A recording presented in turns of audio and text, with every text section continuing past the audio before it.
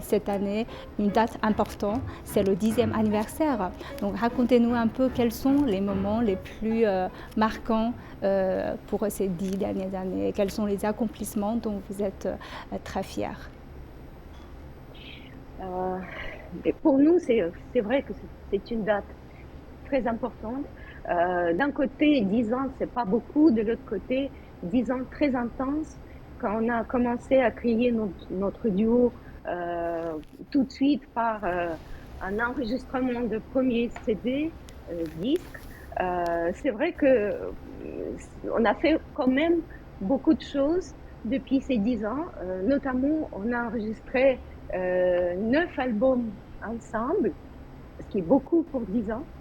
Et puis, on a quand même créé aussi avec Arthur 2 festivals.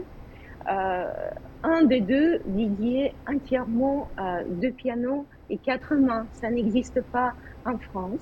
Hmm. Euh, on essaie toujours d'élargir le répertoire pour 2 pianos, qui est en fait très très grand et pas assez connu. Hmm.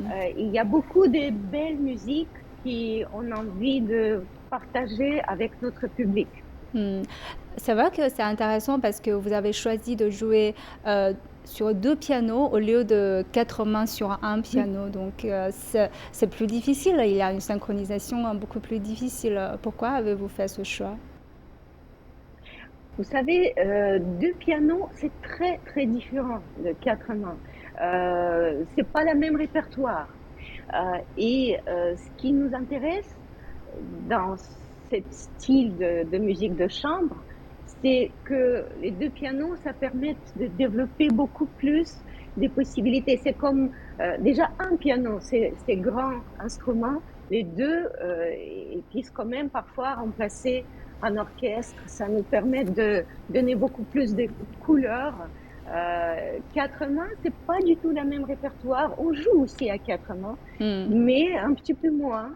Euh, et en plus de piano, commençait quand même leur histoire de 2 pianos est commencée il y a assez longtemps, encore à l'époque de Bach. Après, évidemment, Mozart, École de Vienne, ils ont écrit beaucoup d'œuvres pour 2 pianos parce que c'était possible.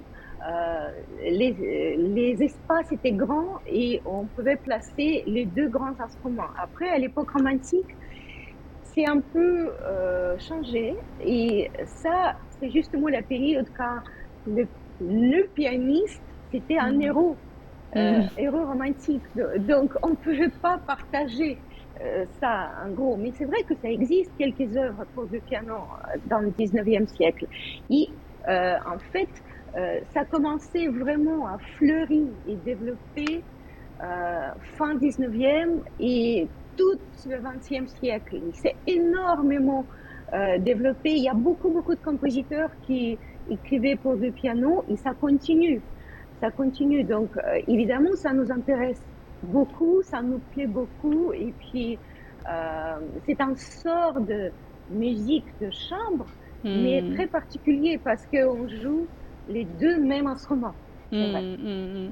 Et est-ce que le fait que vous êtes un couple de nationalités différentes, vous êtes russe, votre mari est français, ça joue un avantage pour, je ne sais pas, nourrir plus de styles ou Oui, des façons. Hmm. oui, bien sûr, je pense que vous avez absolument raison. Ça ajoute plutôt que retire quelque chose, parce que c'est vrai que c'est vrai, il faut dire que la culture russe et la culture française, ils sont quand même bien proches, parce qu'on connaît tous l'époque de début de 20e, évidemment, très marquant, quand il y a beaucoup des artistes russes émigrés en France.